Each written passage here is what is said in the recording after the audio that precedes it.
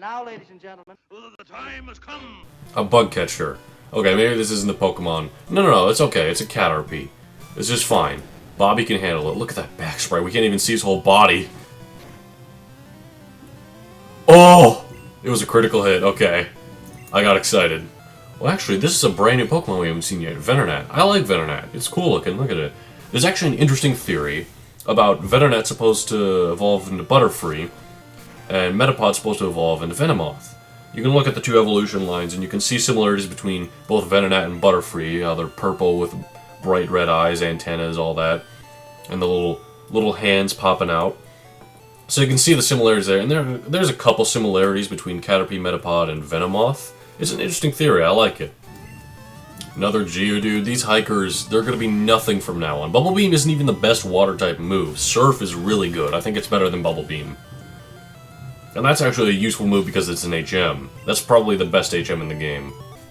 Into Rock Tunnel we go, and it is completely dark, although you can see the walls. So you can kind of tell, like, okay, this clearly isn't an exit. The one big disadvantage is you cannot see any ladders or staircases to exit through, but now we can see perfectly fine. It's just like Mount Moon. I don't know why Mount Moon had torches in it or something that we could see perfectly. Hey, Cubone. We haven't seen Cubone yet, but he's alright. He's a ground type, and I like ground after all. Actually, Pokemon Detective Pikachu, that was the scene I found the most funny, was actually the very beginning, which is a bit of a spoiler, but at the beginning the main character's trying to catch a Cubone, and as he's walking up, he's like, hey there, Cubone, you know, not everyone can wear the skull of their dead relative well, but you pull it off. I found that kind of cute. It was a reference to the games, it was a reference to his Pokedex entry and the character, and it's not like it was invasive anyway or forced or anything. I enjoyed Detective Pikachu, but I think it's kind of like, okay, it's like a kid's film, you enjoy it if you want. It's not something that is going to revolutionize the movie industry. I think it would be cool if there was a Pokemon Snap spin-off. I know I'm not the first one to mention that, but I think it would make for a good movie about, like, photography. It's an interesting narrative, not many stories have that sort of thing. There are a lot of Zubats in this cave, aren't there? I have to deal with more Zubat. Oh, I took like 3 steps and then another Zubat. That's it, I'm killing this guy. I'm really just going to stick Bobby in front for all these battles, and other than that, we're just going through. There's not much else to it. I mean, these Pokemaniacs have ground types. There'll be hikers who probably have rock types. Other than that, Slowpoke. If this was Generation 2 or beyond, Bite is actually a Dark type move. Dark type doesn't exist yet, so right now it's just normal. But Dark is super effective against Psychic, so if Dark type was a thing, like it is in Generation 2, we'd be able to absolutely destroy these Slowpoke too. Yeah, so most of this episode was just Bobby Darin bodying rock types in the rock tunnels, so I'm just gonna skip by most of that, I guess. Here's some footage of him beating a Graveler.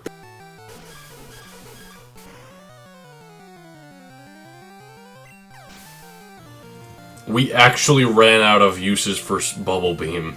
That's how much we've been using him. I guess in that case, let's use Anthony and Dig. Oh, never mind, he just self-destruct. Ow. Okay, sorry, Anthony. All of the XP still went to Bobby Darin, even though he didn't even have Bubble Beams left. He's trying to learn Dragon Rage. Cool. Alright. Should I get rid of Bubble Beam, Bite, or Tackle? I'm not getting rid of Splash. That's too important. Let's get rid of Tackle. That is our first attack move, but you know, we gotta let go of the past and learn Dragon Rage, because it's really cool. This is the move I was mentioning a few episodes ago. I'm not sure exactly when, because, you know, I'm not editing them right now. Still in the same recording session as that one episode where I mentioned how Dragon Rage and Sonic Boom do a set amount of damage. Which actually, when you consider the fact that Dragon Rage does 40 damage, it's actually not bad, because if we go ahead and use it against this wild Geodude here, for example, it almost one-shot him. Bubble Beam's still better, because it definitely would have one-shot him, and it has more uses, even though he ran out somehow. But, you know, it's there. In case there's a Pokemon who isn't weak to water, and we want to use him for whatever reason. And, of course, we had to encounter one more Zubat before we exited, because this is the exit here. Hey, I made it out. I'm feeling a bit faint from this tough hike. Oh, and then you fought me, okay. Oh, we finally made it to Lavender Town. I know there wasn't much substance there, just because I was, you know, going through Rock Tunnel, just using Bobby Darin the whole way through, not really doing much else.